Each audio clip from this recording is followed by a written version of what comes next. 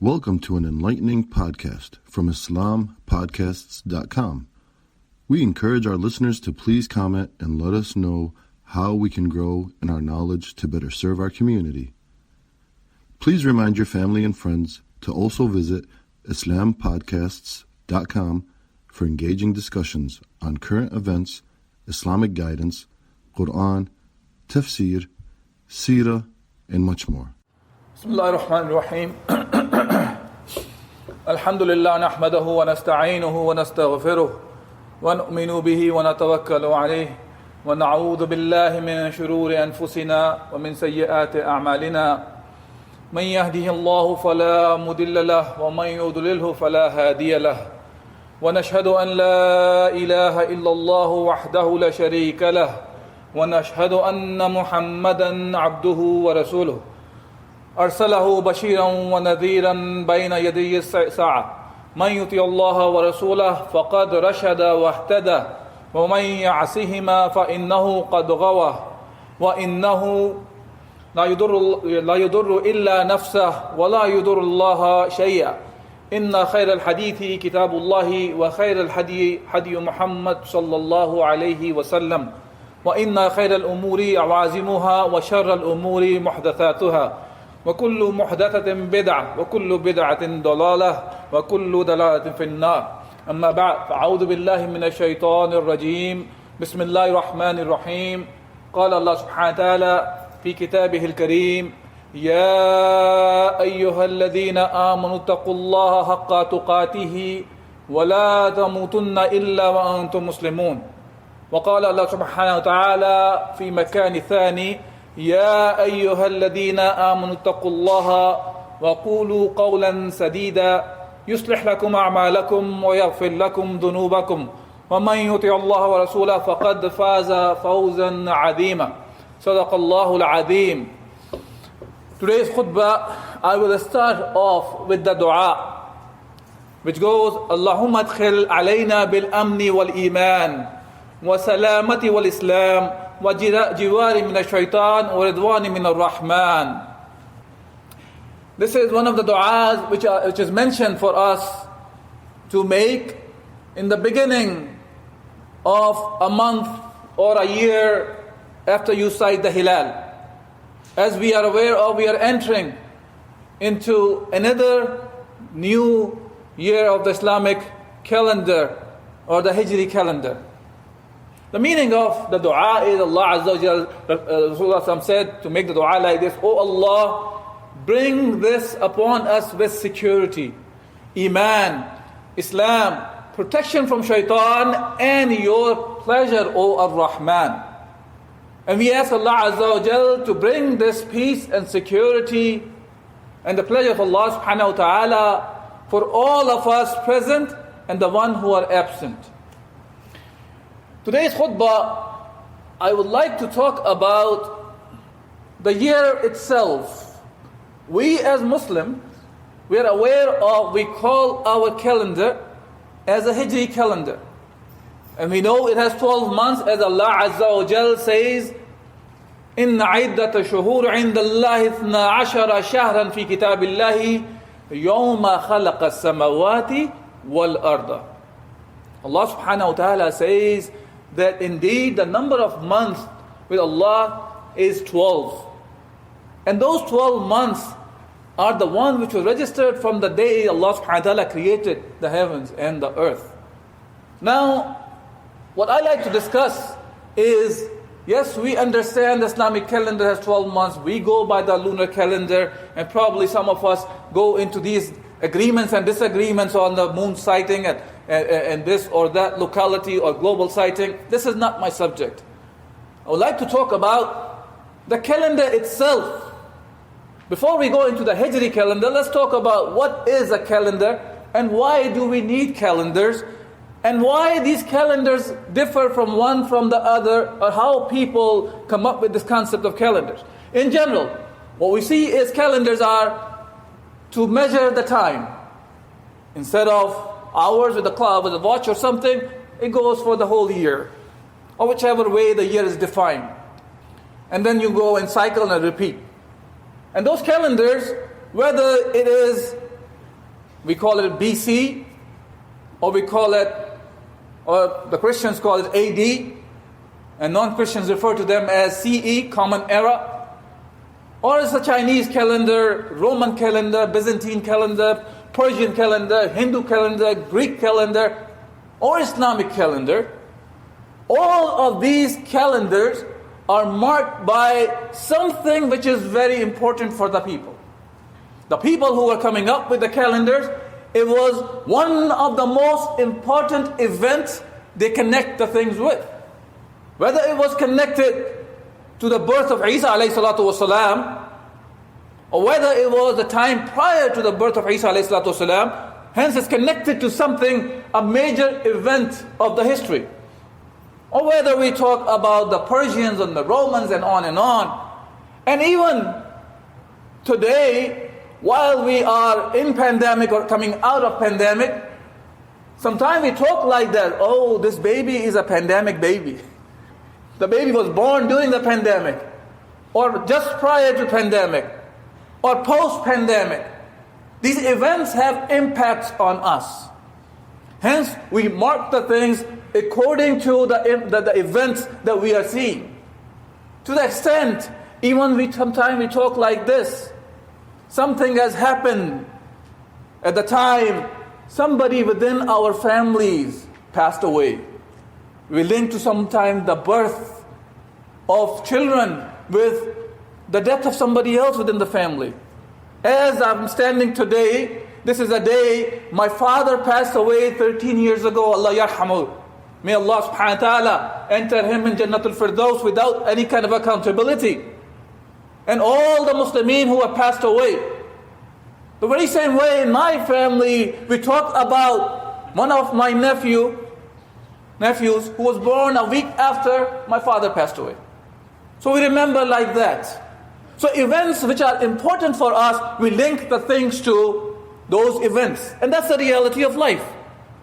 Even when we talk about Rasulullah sallallahu alayhi wasallam, his birth, we remember his birth in the history books as he was born in Amul Fil, the year of the elephants, when Abraha attacked Mecca.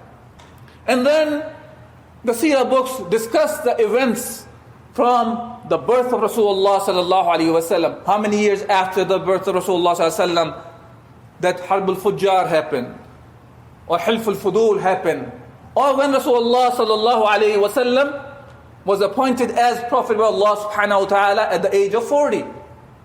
And then we talk about the events in reference to the prophethood of Rasulullah sallallahu alayhi wasallam, the first year of Nabuwah, second year of Nabuwah. Or then we talk about when Rasulullah sallallahu alayhi wasallam migrated from Mecca to Medina. Now, why is this Hijri calendar is based off the migration of Muhammad sallallahu alayhi wasallam from Mecca to Medina? Why is it? That's the key thing. As we just talked about, the events we look in our life are connected to the most important things that we can think of for ourselves, or as a nation, we link the things back to those events. So in the time of Umar bin Khattab radiyallahu an, once he was presented a document, and the document said Sha'ban, the month of Sha'ban. The Umar's question to the people around him was, which month of Sha'ban is it, which year of Sha'ban is it talking about? Is it the previous year of the Sha'ban, the one which is coming up, or the one we are in? How do we tell? Because until the time Umar al-Khattab radiyallahu anhu was the Khalifa, there was no concept of the Hijri calendar. People were still measuring the years by different means. Whether it's Amul Fil, whether it's the birth of Rasulullah sallallahu alayhi wasallam, or the migration, or whatsoever. They were linking the things like that. So Umar's question was, how do we mark these times according to some calendar? So he asked, as usual, Umar bin Khattab radiallahu anhu used to gather the Ansar and the Muhajirin, the one who were the closest to Rasulullah sallallahu alayhi wasallam, the ones from the best of the generation. He asked them, and there were requests like that should we start the year by the Byzantine calendar? And they say, no, that goes back to way too back. And the request was made, what about the Persians? And they say, well, every time the king dies, they start off the new calendar. So they mess up everything. And then there were some choices given by the Sahaba, and there were 4. Whether to go by the birth of Rasulullah sallallahu alaihi wasallam, whether to go by the prophethood when Rasulullah was appointed as the prophet, or the time Rasulullah sallallahu alaihi wasallam migrated from Mecca to Medina, or the death of Rasulullah sallallahu alaihi wasallam. And Ali bin Abi Talib radiallahu an was the one who suggested to go by the migration of Rasulullah sallallahu alaihi wasallam. And the Sahaba unanimously agreed on that. Why is it? That's the key thing. I like to bring it up. So we leave from here, inshallah, with some understanding of, it's not just the word Hijri calendar we use. There is an importance of one of the most important events that happened, as one of the non-Muslim history teacher was discussing about the migration, and he said that this is one of the most important event of the history of mankind. Talking about a non-Muslim discussing this. They understood well, when we talk about the migration of Muhammad sallallahu alaihi wasallam, what was the impact of that migration? And that migration was not the first migrations the Sahaba made. Even after Rasulullah sallallahu alaihi wasallam became the Prophet, there were 2 migrations happened already to the Habasha. There was a jama'ah of the Sahaba, including men and women. They migrated from Mecca to Habasha. But their migration was different than the migration we are talking about, which is from Mecca to Medina of Rasulullah sallallahu alaihi wasallam and the Sahaba. What is the uniqueness between these 2 migrations? The first 2 migrations to Habasha were linked to, even though there was allowed by Allah Azza wa Jal to those Sahaba with the permission of Rasulullah sallallahu alaihi wasallam to migrate, but that migration was for the safety and the security of those Sahaba. The kind of hardship and the torture, whether it was mental, whether it was psychological, whether it was physical, that they could not bear and want to practice Islam and peace and security, they migrated to Habasha. But that's different than the migration of Rasulullah sallallahu alaihi wasallam. What is the difference? And now, when we talk about that, the Sahaba who brought up this migration should be the one that will mark our calendar or the beginning of the year. Even though Rasulullah sallallahu alaihi wasallam, by the way, to be clear, he migrated in the month of Rabiul Awwal. It started in Safar and completed in Rabiul Awwal. But our year starts from Muharram, because that's a separate discussion. But this is the year the migration, the calendar was marked with. Because Sahaba themselves, they understood it well, that this is one of the most important events of the history of the Muslimin as well.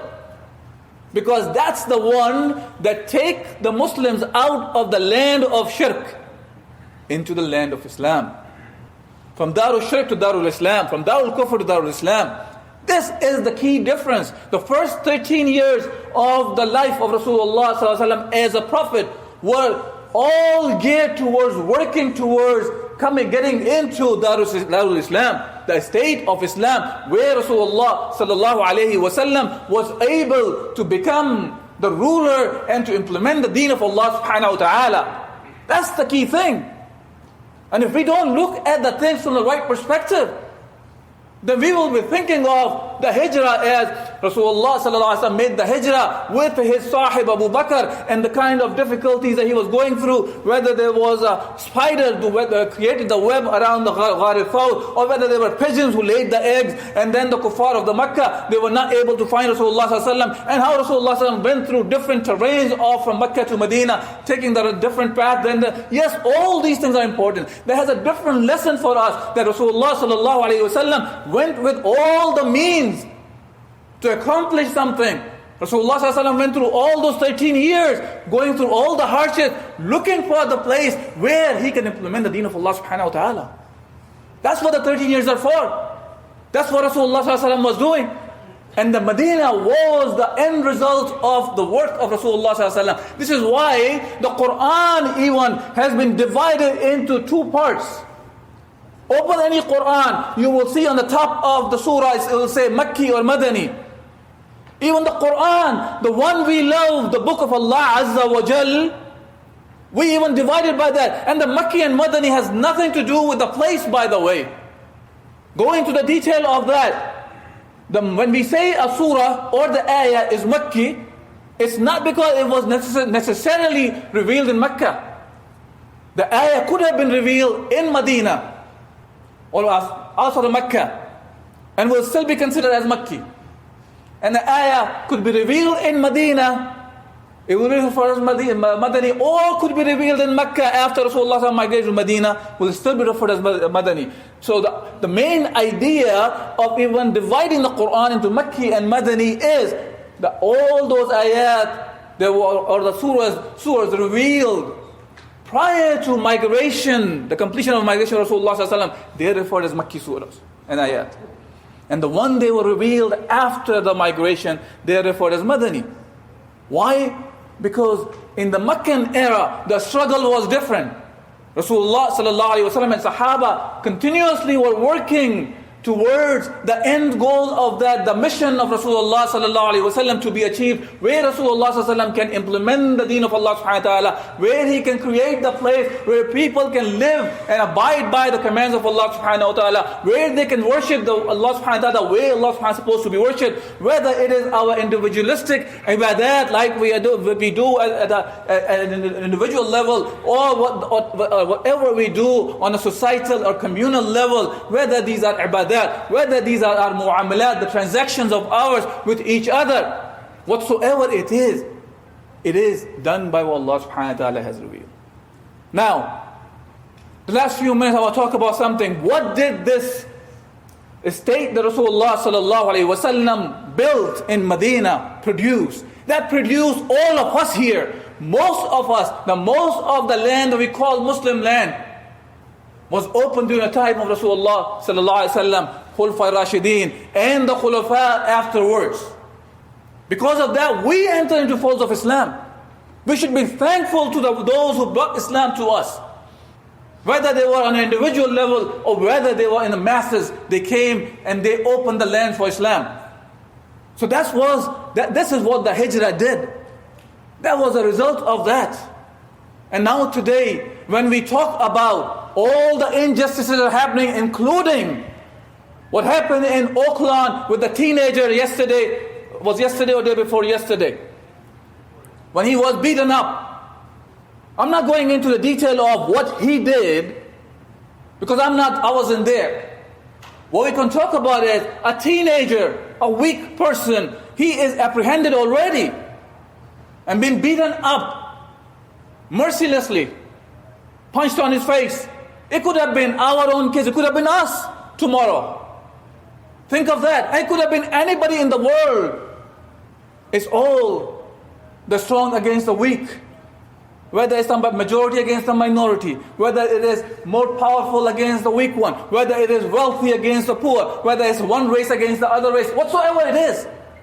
Islam came, that created the place that Rasulullah started with, and that continued to rule over the people with the justice of Islam for 13 centuries. The whole mankind witnessed that. Just because we are forgetting that does not mean that history did not exist. Our own existence today here is the result of the very same event of the history that happened, which is the Hijrah of Muhammad sallallahu alaihi wasallam. Until we understand this, we will continue to see all the miseries. And when I'm saying understanding, what I mean by that is to understand our role.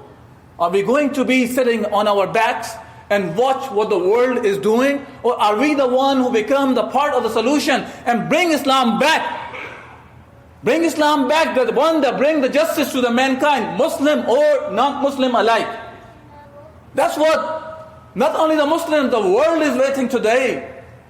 Oh my brothers and sisters, otherwise we will continue to see all those things. Yes, we'll continue to make the dua. Allahumma adkhilhu alayna bil amni wal iman wa salamat wal islam wa jiwar min ash-shaytan wa ridwan min ar-rahman. Yes, we will make the dua. Yes, we'll make the dua every time we see the moon. Yes, every time the New Year starts, we'll make the dua to Allah Azza wa Jal. But where is the action?